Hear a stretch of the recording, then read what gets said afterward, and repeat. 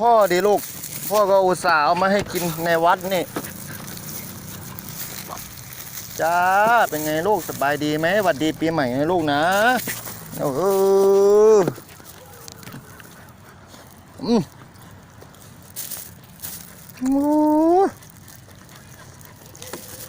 มันร้อนนะลูกลูกชิ้นมันร้อน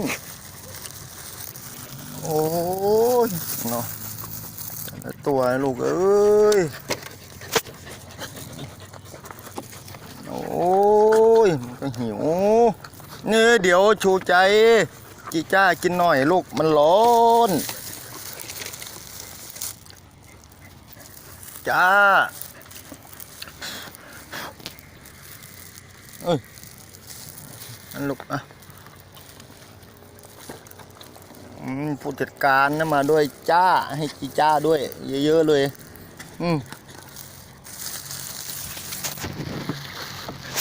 แม่มังกรดูดิพ่อดูดิเป็นอะไรลูกทำไมเป็นแผลเยอะขนาดนี้ไม่เป็นแผลเยอะขนาดนี้โอ้ยแดงเลยลูก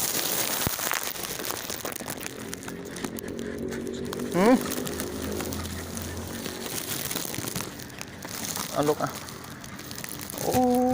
ยเล่นด้วยกันเลยลูกเอ้ยอย่ารังแกกันนะพอจะกลับบ้านแล้วมืดแล้วลูกจ้าไงลูก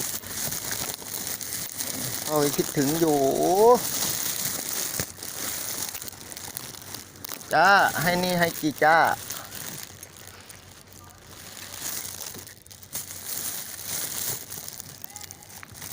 นี่ให้จูใจ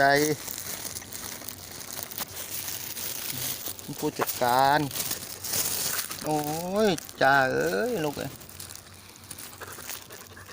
เมื่อไหร่พ่อจะมีบ้านเป็นของตัวเองทีลูกเขาจะเอาไปอยู่หมดเลยโมโหนี่ดูกางเกงพ่อดิแต่ละวันเนี่ย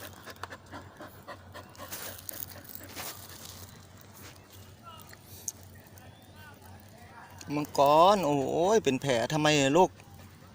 ไปหาหมอเลยเนี่ยอีกแล้วโอ้ยปวดหัวอีกแล้วเสียตังค์อีกแล้วพ่อเสียตังค์อีกแล้วดูเถอะเขากลับแล้วลูกเหลืออยู่ไม้เดียวไปให้สิงโตไม่สบายลูกนะครับให้สิงโตไปก่อนนะลูกนะ